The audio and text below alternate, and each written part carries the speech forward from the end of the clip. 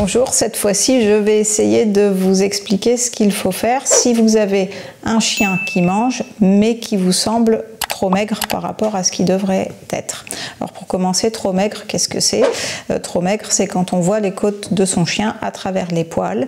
Bien sûr, on peut toutes les toucher, les compter et les discerner très facilement avec les mains quand on caresse son chien, mais surtout on les voit aussi en plus au travers du poil. Alors pensez aussi à la longueur du poil de votre chien. S'il y a un chien qui a des poils de 10 cm, peut-être qu'on les verra pas énormément, mais qui peut être quand même très maigre et que ça soit tout à fait palpable sous les poils. Un chien qui a un poil très ras, dès qu'il est un petit peu maigre, ça se voit beaucoup. Et toujours le petit bémol sur les quelques races qui sont naturellement avec les côtes de dessinées, mais dessinées, pas vraiment creusées. Il ne faut pas que le chien soit maigre pour autant. Donc si le chien, votre chien est trop maigre et que vous voyez donc ses côtes et que vous lui donnez à manger on va dire une nourriture qui vous semble adaptée pour lui, commencez par augmenter la quantité de cette nourriture. On peut augmenter de 10% et vous attendez 15 jours voire 3 semaines pour voir s'il y a des effets. Si ça marche bien, vous restez sur la même augmentation, vous ne changez pas. Si ça marche mais que vous trouvez qu'il a quand même très peu pris de poids, vous pouvez augmenter à nouveau de 10-15%. Et vous allez vérifier comme ça toutes les 2-3 semaines que votre chien ait pris du poids. Quand il aura rattrapé le poids normal, évidemment, il faudra revenir à une quantité inférieure de nourriture.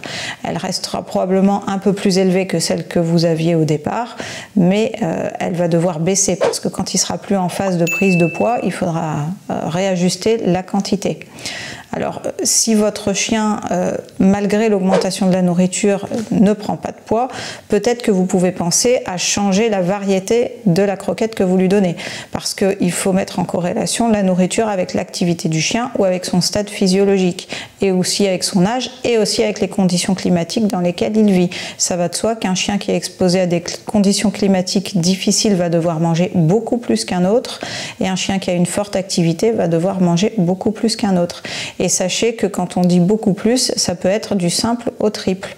On a des chiens de même âge, de même sexe, de même race, de même poids à peu près, qui vont pouvoir manger des quantités allant du simple au triple. C'est énorme, mais il faut que ça soit en corrélation avec les vrais besoins du chien.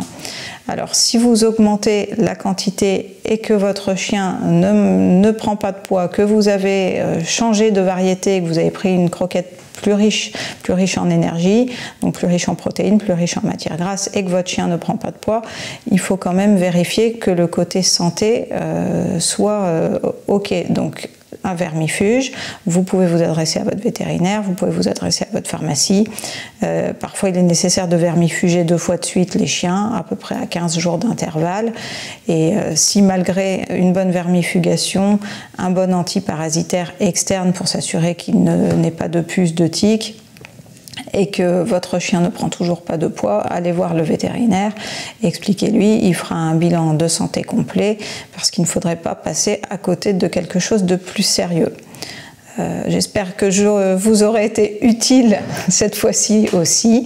N'hésitez pas à laisser vos commentaires dans la vidéo et à aller voir le site internet sur lequel nous avons un petit peu plus d'informations, ou encore une fois à nous contacter directement si vous avez besoin d'infos personnalisées. À bientôt, au revoir.